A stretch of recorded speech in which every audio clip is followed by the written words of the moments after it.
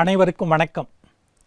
VIT Chennai வழங்கும் வாழ்வியல் வழிகாட்டி தொடரில் இன்று கீதையின் போதனை.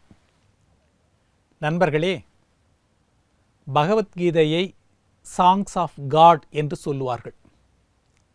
கடவுளின் பாடல்களாக அமைந்த பகவத்கீதையில் சொல்லப்படாத விஷயங்களே இல்லை எனலாம்.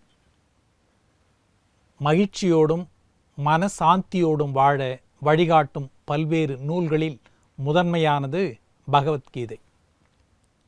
அதிலிருந்து ஒரு கீற்று. குருஷேத்திர போர் ஆரம்பமாக போகிறது. கௌரவர்களுடைய சேனைகள் ஒருபுறமும் பாண்டவர்களுடைய சேனைகள் மறுபுறமும் அணிவகுத்து நிற்கின்றன. பகவான் ஸ்ரீகிருஷ்ணர் தேரை செலுத்தி கொண்டு வருகிறார். பாண்டவர்களில் வல்லமை மிகுந்தவன் அர்ஜுனன்.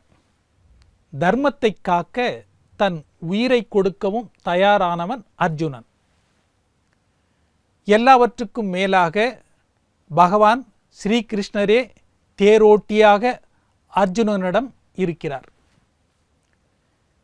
யுத்தம் ஆரம்பமாகும் முன் திடீரென கோழையை போன்று புலம்ப ஆரம்பித்தான் அர்ஜுனன்.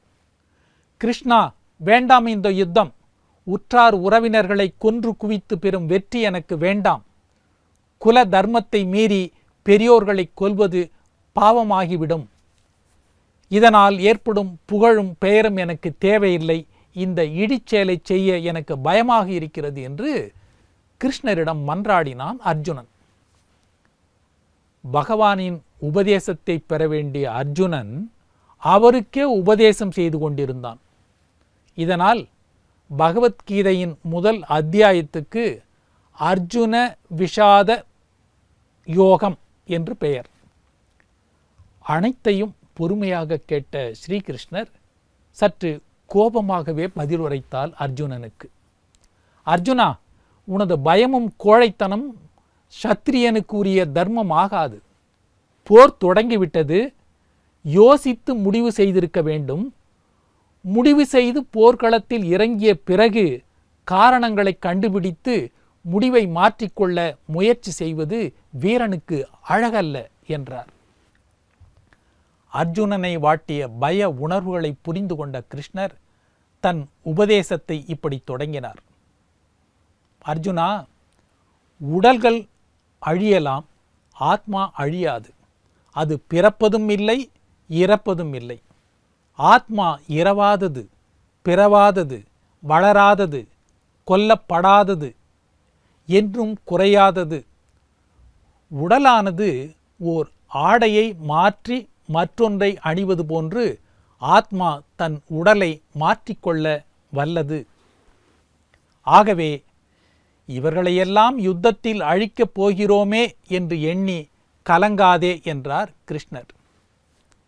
இத்தகைய கருத்தைத்தான் இன்றைய விஞ்ஞானிகள் நத்திங் கேன் பி கிரியேட்டட் நார் destroyed, but one thing can be converted into other என்று சொன்னார்கள்.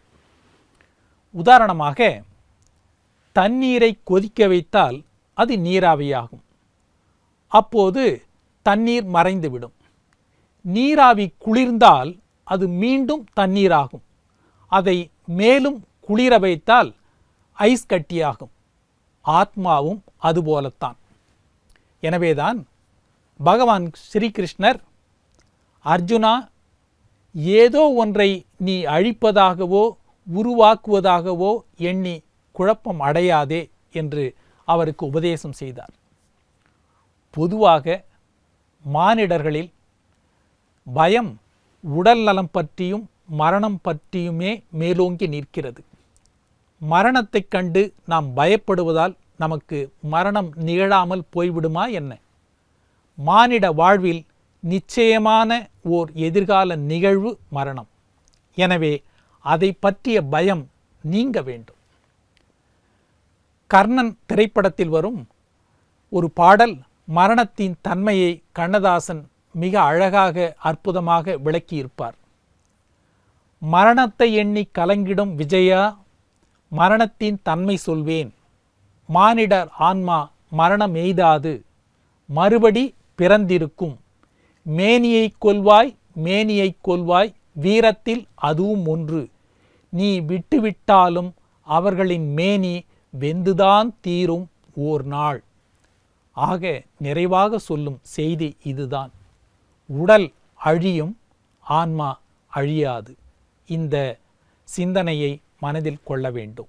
மீண்டும் நாளை சந்திப்போம்.